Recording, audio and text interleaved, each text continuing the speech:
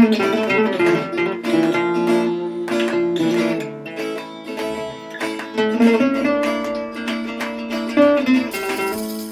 and welcome to Talk Football, the Madrid-based podcast where every week we take an in-depth look at the issues surrounding Spanish football. My name's Tommy Hay and I'm joined by my friend and colleague Kieran Quayle, who has survived the coronavirus so far. So far, so good.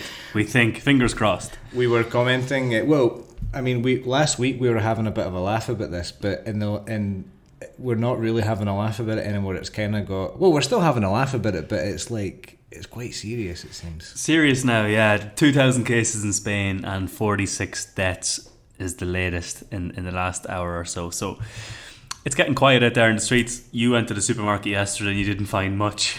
That was a right laugh, that, yeah. No, I went in, that was about, I think it was about 5 o'clock, 6 o'clock at night. I went to a big supermarket that's in a big street called Calle Orense. It's about 10-15 minutes away from the Bernabeu, give you a bit of context. And at the top floor it was all fine because it was all the fresh stuff, but everything that you could think of that would be long life, milk, nappies for kids, toilet roll, gone. Gone. It looked like an apocalyptic kind of, I don't know. Or have you ever seen America when there are hurricanes? Yeah. It was a bit like that. Yeah, the devastating blow came yesterday with the next 2 weeks of La Liga being played behind closed doors. Yeah, football has been cancelled. Yeah, I have a mate coming over. Shout out to Dido coming over next week. He's going to make the trip supposedly, so we'll see how that goes for him. But what was your plan? But the plan was to go to the Bernabeu. He hasn't been before, so Real Madrid, Valencia. But that's going to be played behind closed doors now, so devastated. And we'll just have to watch it from a Madrileño bar. Yeah, it's weird seeing that. I mean, we've obviously seen games in extreme circumstances being played behind closed doors in the past. If you think if there have been incidents to do with racism or whatever, bans being placed on teams, or if you think back to the 1st of October in 2017 when the Catalan referendum happened and that game was played behind closed doors, these one-off things, but it looks like for the next little while we're going to be seeing these games. It's just going to be a part of this season. Yeah. The Valencia game last night was really weird to watch. Very strange. 7 goals, but it felt like a pre-season friendly. Yeah. You could hear the coaches shouting and instructing players, and a bit bizarre. And I think Atletico Liverpool is okay for tonight. Yeah. Atletico released a statement last night saying that the 3,000 Atletico fans travelling to Liverpool will be able to enter Anfield as normal. And the game will go ahead with over 50,000 fans there, which is great because that's what football needs. Football isn't the same. It's not the same without supporters.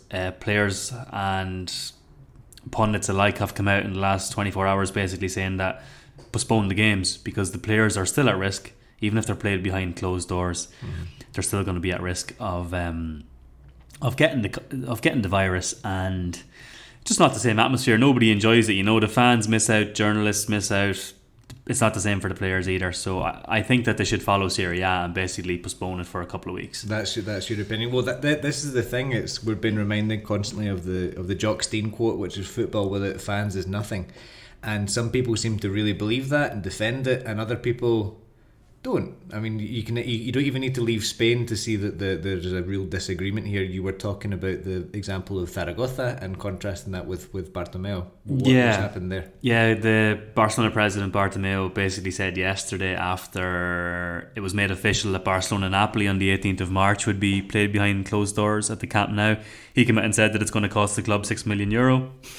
Now, this morning there's been suggestions that Barcelona want to actually postpone the game.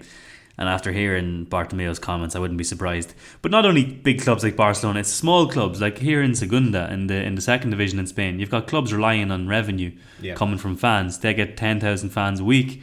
That's one of their revenue streams, along with merchandise and private investment. It's a huge factor in their financial gains week to week. It's how they survive. It's how they pay their players, pay their staff.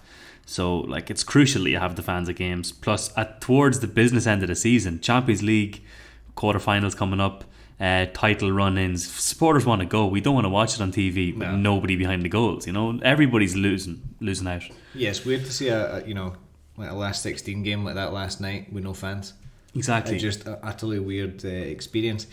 Interesting what you're saying about revenue and things like that. The Pedro Sanchez, the Prime Minister of Spain, we say Prime Minister, he's President. Presidente de Funciones, but he's really the Prime Minister. Prime Minister of Spain came out yesterday and said we're going to give help to small businesses. We're going to make sure that people are taken care of. But he kind of only mentioned like small businesses. He didn't really say anything about bigger businesses, which football teams are. They are big businesses. Even when you get down to Segunda, those are quite those are big money making things. But they do rely on income to survive. I haven't seen anything mentioned about aid for football teams. No, nothing as of yet. I think everything's still up in the air. Like they don't even know what the next month is going to look like. Basically, they're taking the measures of the next 2 weeks being played behind closed doors. But if it continues like this, I think it's going to be postponed. Speaking of presidents, Javier Tebas, the La Liga president, he came out last night and said that basically it's up to the Spanish government to decide if La Liga games will be suspended, but for the time being we're going to play them behind closed doors. And to actually quote him, he said, professional football is not stopping because the government has considered that it is sufficient to play behind closed doors. So La Liga decided yesterday that they will play the next 2 weeks behind closed doors. And then he added further quotes and he said, at La Liga we must act with responsibility and in absolute coordination with the public authorities to watch over the health of all citizens. La Liga must also ensure the integrity and economic viability of our competition. So he knows what it's worth to the clubs in terms of television rights and that type of thing. But yeah, in terms of fans going to games, they're going to be down revenue. He's completely passing the buck though, in my opinion. Yeah. Because he's saying that it's down to the government. The government has decided that it's sufficient to play the game behind closed doors. No, that's not what the government says. The government says that you can't have fans at the game. That's what the government says. It doesn't say we think that it should, be this way. Well, it'll be okay, just play without it. No, that's La Liga's decision whether or not to actually go ahead with the games. And yeah, Tebas is completely passing the buck there. But then again, he's not a big fan of this government, is he? He's not a big. No, comes from the other. He's a Vox supporter. Yeah, and he doesn't like the fact that there's any opportunity we can say to have a go at the socialist deal. Yeah, no, he'll be looking to keep the league going. I don't think he wants the league affected and then for it to run into the European Championships. Imagine it was then postponed. I don't know. In Italy there's talk of making playoffs. So like the top 4-6 teams have a playoff to see who wins the title, and the same for the relegation. That's one of their options like if this gets postponed. Like a Supercopa to decide the league. Something like that. Yeah, exactly. That's mad. I think that would suit a lot of fans of the likes of Chelsea, Arsenal and Manchester United in England, with Liverpool running away with the Premier League. Yeah, that would suit supporters of those clubs. But here in Spain, it's definitely not over. You still have Barcelona ahead by 2 points after Real Madrid slipped up on Sunday night. Yep, absolutely. What did you make of the Betis performance? Incredible. I mean, it was. I thought it was really telling that they just didn't let up. They scored a bit of a freaky goal because everybody in the stadium kind of stopped for Fekir's goal, and then he just batters it in. Classic thing, play the whistle. Yeah. It probably, I think it was a penalty actually. I think they could have given a penalty in the moments before it, but then Fekir just batters it into the top corner past everybody, and it was funny. The Betis fans didn't even react properly. Yeah. I think they were half expecting the penalty and then the celebration. They're that sick of decisions going against them recently that they're not sure what to go with anymore. That's it, especially against Madrid. And it was very telling that this happens. They lose a bit of a sucker punch in half time. I think it was a bit of a soft penalty, but I'm always going to say that. Yeah. But it was a bit of a soft penalty, well put away by Benzema. And they just came out and they didn't try and defend what they had. They went for really it. Thought this lot aren't at the races today. We're gonna take it to them, and they did, and it was a well-deserved victory. Yeah, Madrid were awful. Zidane said it was his responsibility and it was the worst performance of the season for them. And speaking of Benzema, that was his 241st goal for the club, so he's now joint 5th top scorer with Puskas.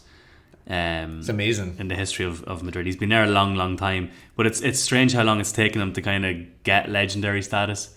I think of Benzema as a consistent player over the last decade for Madrid, but because he never really had the profile of Ronaldo or Messi, he was never really seen as this top class player. But for me, he is top class. He hasn't scored that many this year, in 2020, but overall this season he's up into double figures, so he's actually having a good season.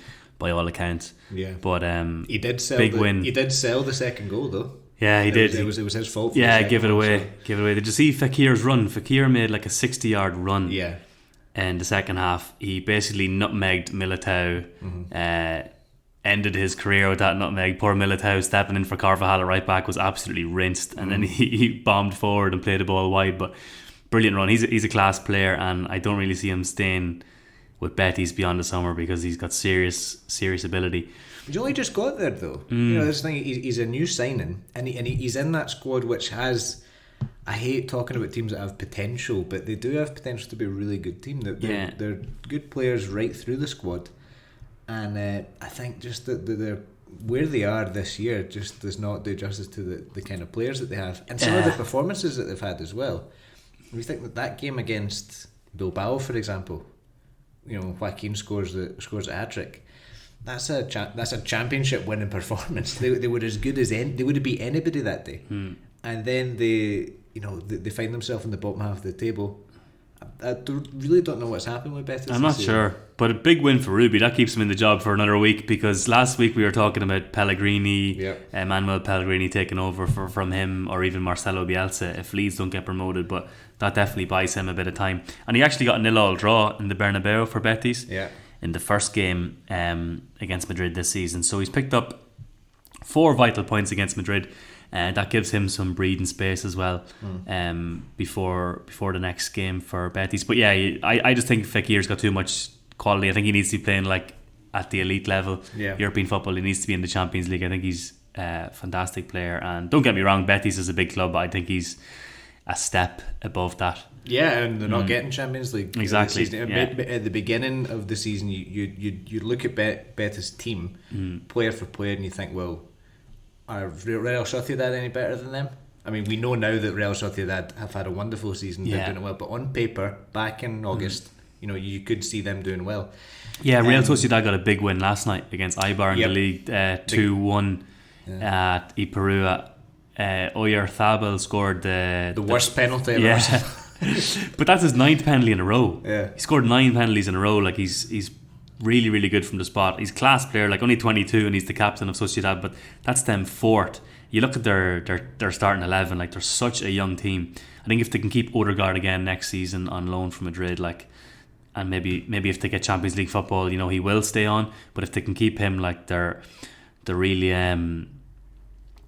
looking strong, and have a good manager there with Aguacil in charge. Imanol. Some people call him Imanol, some people call him Aguacil. Nobody really knows what to call him, first name or surname, but he's doing a good job either way. Imanol's a bit easier to say. So, but I mean, he's a guy that knows the club inside out. He's a fullback for the club. He knows how the youth system works. He's from Donostia, yeah. He's from San Sebastian. Yeah. He knows how it works, and like he's part of the fabric up there, so that's why he's relied so much on youth. He trusts them. I think they've been the best team to watch this season. 100%. With Odegaard or Oyarzabal, they're so good going forward. Mikel Merino's sitting in there in defensive midfield, like doing a great job, and yeah, I think they're definitely deserving that top 4 place. His been class as well. That away performance at Madrid when they beat them was just Copa del Rey, outstanding. Also against Atletico when they beat them. Yeah, they're in the Copa del Rey final, and that's another thing that could be under threat as well for the 18th of April in Sevilla. They're talking about maybe postponing that, but again, it's over a month away, so nobody knows. They've cancelled Fallas in Valencia. Really? Yesterday they cancelled it, so there won't be any of that.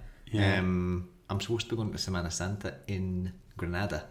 I'm pretty sure that's going to be cancelled as well. Oh, probably. I used to live in Granada, and it gets packed for Semana Santa because you have these little narrow alleyways and side streets, and it's just absolutely packed. I wasn't able to leave my house for a couple of days there back in 2015 because the streets are packed. But it's a great atmosphere. But yeah, I didn't hear about Fallas. Could you tell the listeners a bit about Fallas? Fallas is a Valencian. How would you describe it? It's like a fireworks kind of celebration. They build these big statues, and then they burn them at the end of the thing. If you ask a Valencian what's Fallas all about, they don't actually know. There's no concrete answer as to what the origin of it is, or what the meaning of it. Why are they so obsessed with it? Why do they burn things?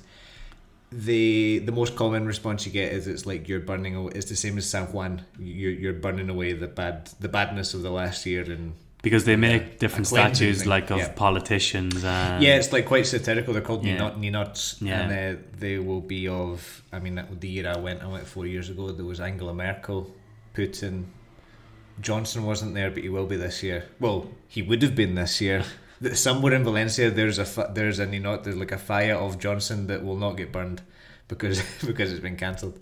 But yeah, it's a big thing, people. But a lot of the locals despise it because of the money that goes into it. The money they spend thousands preparing all year round for these figures and statues, and then it just goes and they burn it, and basically the pollution that. Yeah. But I suppose the local economy is helped. That's the argument of the local organisers, that the economy gets a little boost every March. Yeah.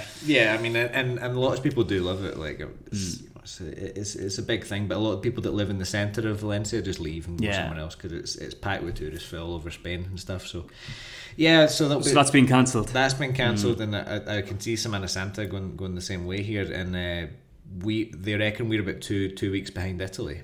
Yeah. So you see what's happening in Italy. So that's like, and I think that's been a week now that they've been on a kind of like quarantine there. Yeah. So it could be next week. Next week could be our week. Next week could be it would be a week today. We could just record a podcast every day. Yeah, why not? Just sit in, not allowed to move. Get a couple of cans. Why not? Just press record. See what happens. Live updates from Madrid. Well, football is continuing in the Champions League tonight, so let's talk a little bit about that. There will be fans at Anfield for this one. You were saying you fancy Atletico to. I do. I don't know if that's a little bit of bias in me, but I just fancy Simeone to do a job. Having been at the Wanda for the first game and seeing how well they set up for it. Not only that, but Liverpool have lost 3 games in recent times. In the last couple of weeks, they lost against Watford, they lost against Chelsea, and they lost that first leg against Atletico. So I have a feeling that Atletico will go and stifle them. I think it's all about having a good start, because if Liverpool score early, their tails are going to be up, and then it's just going to be a bombardment. But I think that Atletico will go there, be disciplined, try and keep it tight for the first 20, as Simeone likes to do. But last weekend they had a 2-2 draw with Sevilla, so they're starting to score goals just at the right time, and I fancy them to nick a goal, which will just make it too hard for Liverpool. I don't see Liverpool scoring 3 against an Atletico defence in Europe. I think that if Atletico just get that away goal, that'll give them enough space to pass to the quarterfinals. But it's very, very hard to call. It's going to be.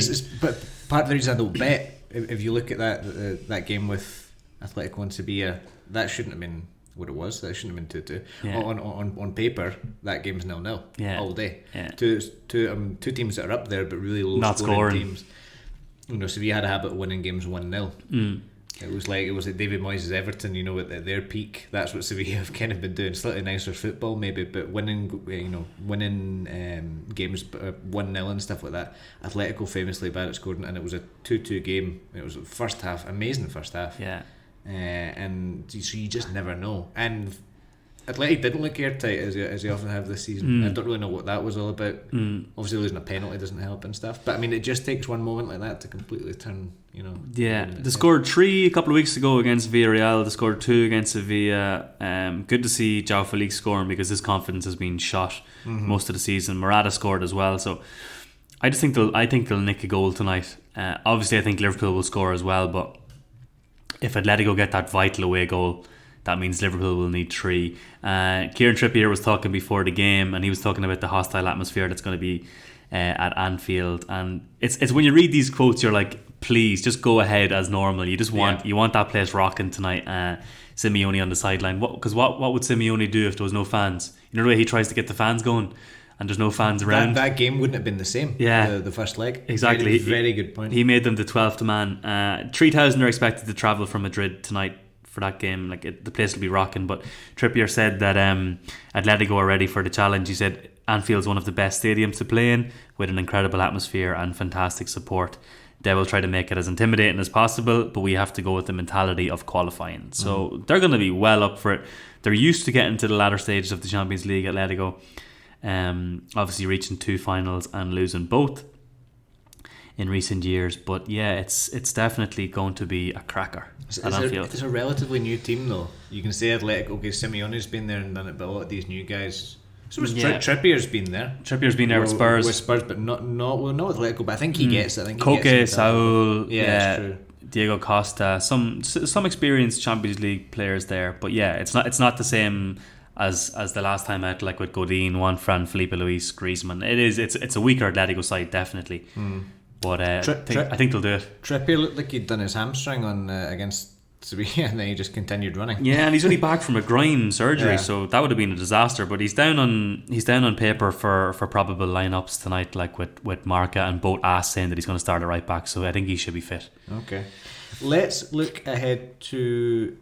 We don't want to spend the whole episode talking about the coronavirus. No, likewise, you don't want to spend the whole episode talking about Madrid, but the Madrid game's next Tuesday, so let's talk about that. No press conference for Zidane because of the virus, so there'll be no press conference from him on Thursday, so he's got out of that one.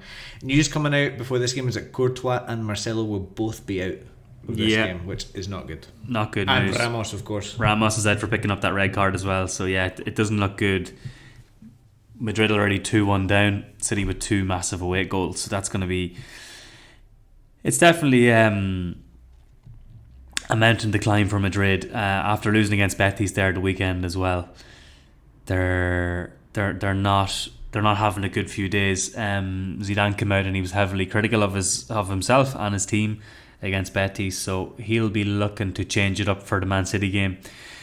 You know, a lot can happen between now and next Tuesday. We're 6 days away, but I think it's a lot of work to do in order for Madrid to get into the quarterfinals.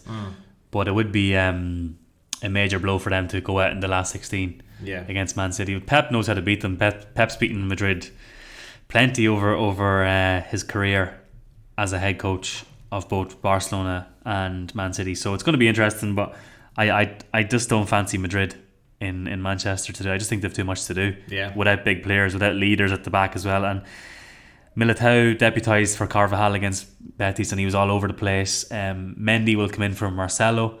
Mendy's been brilliant this season, but I think when you're missing 2 leaders like Ramos and Courtois and you're up against the likes of Aguero, Sterling, De Bruyne, you just fancy City to go and score. But it's a hard one to call. What do you think will happen in Manchester? I know you don't like predicting. I don't like predicting at all. No, you know me well. But I think it does look they just got a mountain to climb.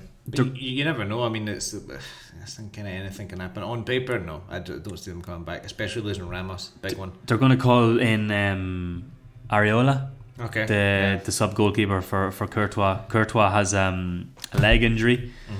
So he's out for Eibar in the league and then City. Yeah. So Areola hasn't played much for Madrid, so he's gonna deputise. But yeah, it should be interesting next week.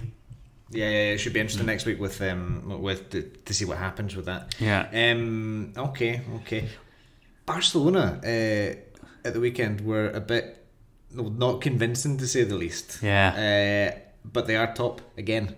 Top again. One of these things. It's like it was never a penalty. No. Hits him on the shoulder. It's so unlucky. I think Real were robbed. Real Sociedad. Yeah. They were robbed. Another good game from them as well. Yeah, they were great. Yeah. Breath of fresh air as usual. But yeah, I think Barca were very lucky to get that result. But again, they're winning 1-0, keeps them top, so they're not going to complain. But I can see why Real Sociedad were sick with that one. Yeah. Because it was very, very unlucky. What was wrong with Barca's performance? I mean, it didn't strike me as being like the usual useless possession thing. Although, I mean, that'll probably I think it's going to be a kind of constant lazy criticism of them that they just pass it around all the time. They don't do anything with it. They just seem to be they lack the cutting edge, which you don't usually see with them. Especially at the Camp Nou again in these kind of matches. It's the same old Setien ball, like it's possession, but I still think they're looking for a new outlet. Like everything goes through Messi, obviously, but now with Dembele out and Suarez out, they're looking for different routes, different options, and you know, like it's mid-season, but they're kind of going backwards in terms of style. They're not sure what to do, and they looked a little bit lost. They were good in the first half in the Bernabeu against Madrid, but then Madrid came back and won that game 2-0. But I just think recently they haven't been great, and they were lucky to get over the line. But Braithwaite had a couple of chances to score, but yeah, it looks a bit sluggish. Like obviously when you've got Messi, there's always going to be a goal in there, and they're able to pass it around under Setien style. But yeah, it doesn't look very convincing. But they're still 2 points ahead. I think this season would have been the perfect season for the likes of Valencia, Sevilla, or Atletico to win the league, because neither Barca nor Madrid have been good by any stretch. Back in September, I was convinced that that this was going to be Atletico's year, because just because you look at the other two, the top two, this is as weak as they've been. They're aware of that as well. Piqué said that last week about Madrid. They said that in the first half, that's the worst Madrid, or one of the worst Madrid teams I've ever played against. And I don't think he's wrong. And then he came back and said, we haven't been good either. Yeah. So he knows that standards have dropped big time. But you look at the points tallies, like it's so low. Yeah. Like for this stage of the season to be on less than 60 points. Yeah. It's really, really low. So that's one thing that's really annoyed me about Real Sociedad this year, is that like some of the performances they've put in have just been outstanding, and then they bottle it in the most stupid places. They'll have an away game somewhere and just drop daft points, and you just think if they win these quote unquote easy games, they're right up there challenging. So Sociedad, I think you have to give them credit though for being top four. 100%. I wasn't too sure, but like in the summer before the start of the season, a few people wiser than me were tipping Sociedad for fourth place. I'm like, really? Interesting, but you'd fancy them to get that now. Yeah, they're only a point off Sevilla in third, and for me they've been much better than Sevilla. Sevilla to be in third is incredible when you look at the goals that they've scored. Their goal difference is only +10 because they haven't been scoring, but they're still like Lopetegui's doing an unbelievable job there, to have them third. But I think it just shows overall though, like that the league hasn't been as strong this season. But it's very competitive. It makes for an interesting run-in, if we have a run-in and all the football doesn't stop. Well, we were saying we don't think there'll be Euros. I think the Euros are off. It's bizarre. I'm going to call it now. What is it? Eight capital cities for the Euros? Well, Glasgow's one. Yeah. Well, Glasgow and Bilbao are both. Unless you consider the Basque Country and Scotland. Yeah. Well, they are countries, I suppose. Let's go with that. But even then, Glasgow's not the capital of Scotland, so. But is it 8 host cities? Something like that. So that's a lot of movement for fans, isn't it? Yeah, it's the worst year to do this. Stupid. Yeah. You just have it all in Glasgow. They should have kept the same layout as before, the same format, because just logistically it's a nightmare, and it's not fair on fans either to be like, my mates are going to Glasgow for one of the games.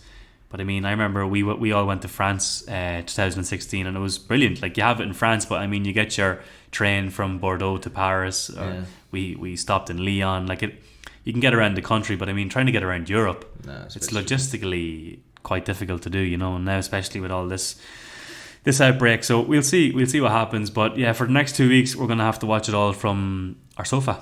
Yep, absolutely. So yeah, definitely a very weird time to be watching football. Weird time, especially to be in Madrid.